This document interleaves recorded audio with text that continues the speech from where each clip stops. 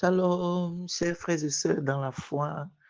Heureuse de vous retrouver par le moyen de notre plateforme du pain quotidien en cette nouvelle saison 2026. Je prie au nom de Jésus-Christ de Nazareth que la grande grâce dont nous sommes en train de parler en ce moment, le grand thème de ce mois qui est la grande grâce, que cette grâce-là vous localise dans vos différentes maisons, dans vos différentes activités et que la marque bien-aimé, qui émane de Dieu sur la vie de ses enfants soit vu à travers vos vies, à travers votre destinée, au nom de Jésus-Christ de Nazareth.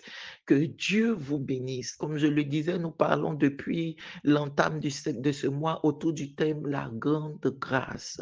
Et cette semaine encore, le Seigneur permet que ce thème soit encore confirmé.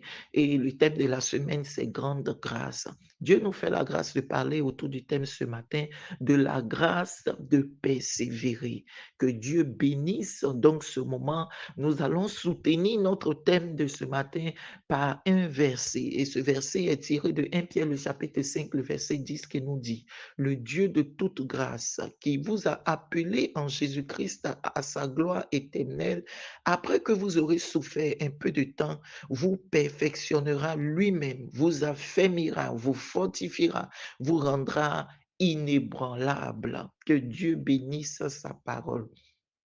Alors, bien aimé, quand nous lisons le début de ce texte, nous nous rendons compte que ce matin, le Seigneur est encore en train de nous confirmer par sa parole qu'il est le Dieu de toute grâce.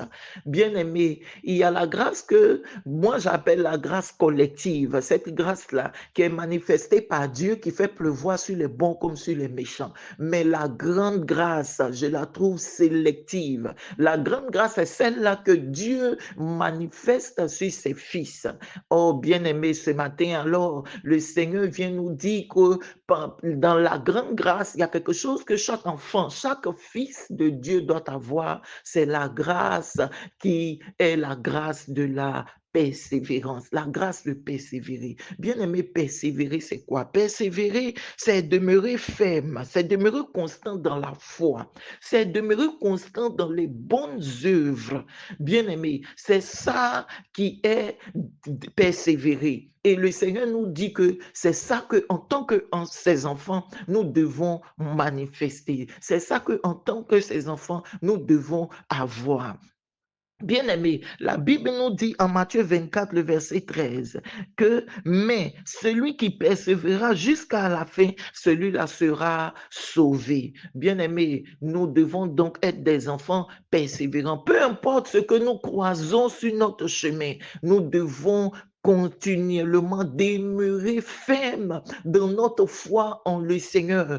Il ne faudrait pas que des situations viennent nous donner de douter de notre Dieu. Il ne faudrait pas que des situations viennent nous donner de renoncer à la foi, de renoncer aux bonnes œuvres que nous devons faire au nom du Seigneur Jésus-Christ de Nazareth. Bien-aimés, aujourd'hui, il y a tellement de situations. Le monde d'aujourd'hui, ça soumet à tellement de réalités, bien-aimés, qui quelquefois fatiguent la foi. Tu te dis que bon, s'il y a la facilité dans le fait de ne pas persévérer, une facilité qui n'est vraiment une facilité, qui n'est vraiment pas une facilité, parce que à la fin, tu vois que si tu te livres à tout, tu te livres au découragement, tu te livres, bien aimé, tu abandonnes, tu vois que si tu renonces au Seigneur, tu vois que si tu désistes, bien aimé, ça ne t'apportera pas le salut dont l'évangile de Matthieu nous parle ce matin.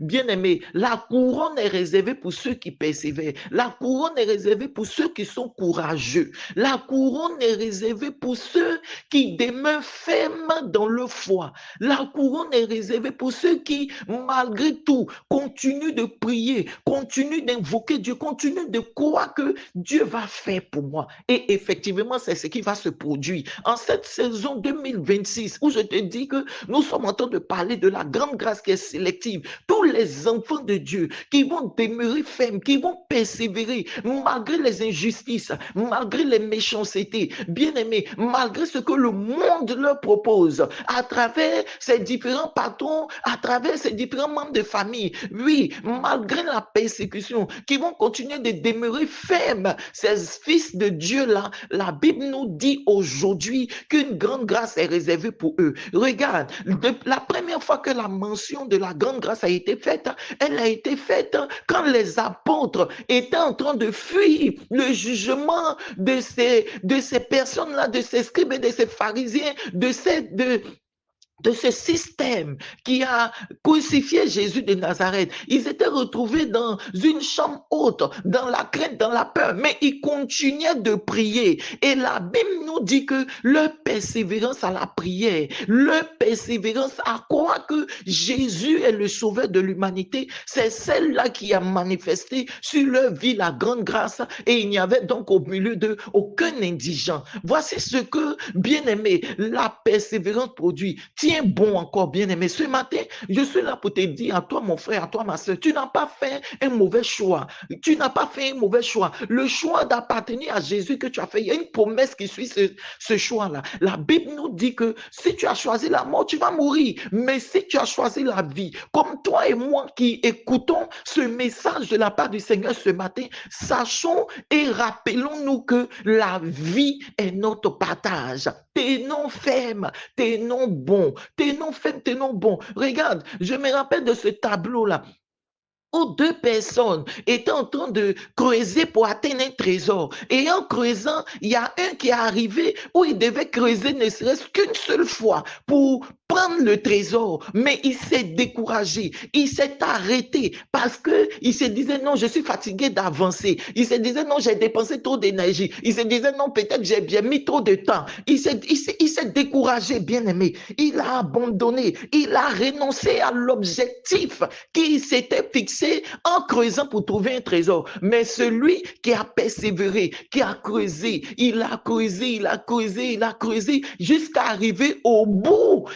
Il a trouvé le trésor, mais celui qui a vu, le second qui s'est arrêté, s'est rendu compte qu'il lui restait qu'une seule pioche, un seul coup de pioche pour atteindre le trésor. Bien-aimé, voici ce que la grâce de persévérer nous réserve. Si tu tiens jusqu'au bout, la Bible vient de nous le dire en Matthieu, tu seras sauvé. Si tu tiens jusqu'au bout, regarde, les disciples ont persévéré aux côtés du Seigneur Jésus, mais ils ont encore doublement persévéré, quoique Jésus soit mort. Bien-aimé, aujourd'hui, tu as l'impression que tout s'est éloigné de toi. Tu as l'impression que tout te fuit. Tu as l'impression que rien ne te réussit. Tu as l'impression que tes prières même, est-ce que le Seigneur entend? Est-ce que le Seigneur n'entend pas? Tu as l'impression que non. Quand je regarde de l'autre côté, je vois que mes soeurs gagnent plus facilement leur vie en allant peut-être avec des sugar daddy. Moi, je suis encore dans la chasteté et elles ont des grandes maisons, elles ont des choses. Bien aimé, les œuvres que le diable donne, ça reflète l'image comme la Bible dit, il est déguisé en ange de lumière. Ça ressemble à quelque chose qui est la lumière, mais ce n'est pas la lumière, ce n'est pas la vérité. L'objectif que tu t'es fixé, comme ce monsieur dans aller trouver le trésor. Regarde, tu es à un coup de pioche. Tu es à un coup de pioche et tu vas rentrer dans la position que le Seigneur a prévue pour toi. N'abandonne pas. N'abandonne pas. Que la grâce de persévérer, bien-aimé, t'anime ce matin. Je réactive cette grâce-là dans la vie de celui qui était en train de se décourager. Parce que c'est aussi ça l'objectif pour lequel nous nous retrouvons sur notre plateforme du pain quotidien. L'objectif de prier pour ceux qui s'abaissaient, non pas de se moquer d'eux, non pas de les enfoncer, mais que notre foi soit partagée, soit collective, de sorte à ce que celui qui était debout, qui est tombé même, que notre foi la puisse le relever. Bien-aimé, tu as un seul pas. Tu es au bord d'expérimenter la grande grâce. Regarde, tu as quelque part d'expérimenter la grande grâce. N'abandonne pas, de peur que celui qui était le dernier vienne être le premier et que toi qui étais censé être le premier, que tu passes dernier. Non, n'abandonne pas. N'abandonne pas. Regarde, vis la vérité de ce que l'évangile te promet. C'est un mensonge que de penser que non, le Seigneur ne va pas faire. Depuis, je prie, il ne fait pas. Depuis là, et puis se morfondre dans cet état des choses. C'est un mensonge. Que Dieu te fortifie ce matin et relève-toi. Sois persévérant en ta foi en Jésus-Christ. Sois persévérant en ta en ta foi de bonnes œuvres, sois persévérant dedans. Je vais finir ce que le Seigneur a mis en mon cœur ce matin en te disant, regarde, c'est derrière la maladie que tu pourras expérimenter la guérison. C'est derrière, bien-aimé, le manque que tu pourras poser des actions pour expérimenter l'abondance et la richesse. C'est derrière le rejet que tu pourras expérimenter. Tu pourras voir la vraie valeur de l'amour. Donc, il ne faut pas que ces choses-là t'éloignent du Seigneur parce que derrière ces choses, parce que après ces choses-là, bien-aimé, c'est là que tu vas expérimenter ce que Dieu est, qui Dieu est, ce que Dieu a prévu pour toi en vérité. Que le Seigneur te bénisse ce matin. Excellente encore année 2026. Que le Seigneur te fasse la grâce de prospérer à tous égards, comme va prospérer l'état de ton âme au nom de Jésus-Christ de Nazareth. Bénédiction chez vous au nom de Jésus. Amen.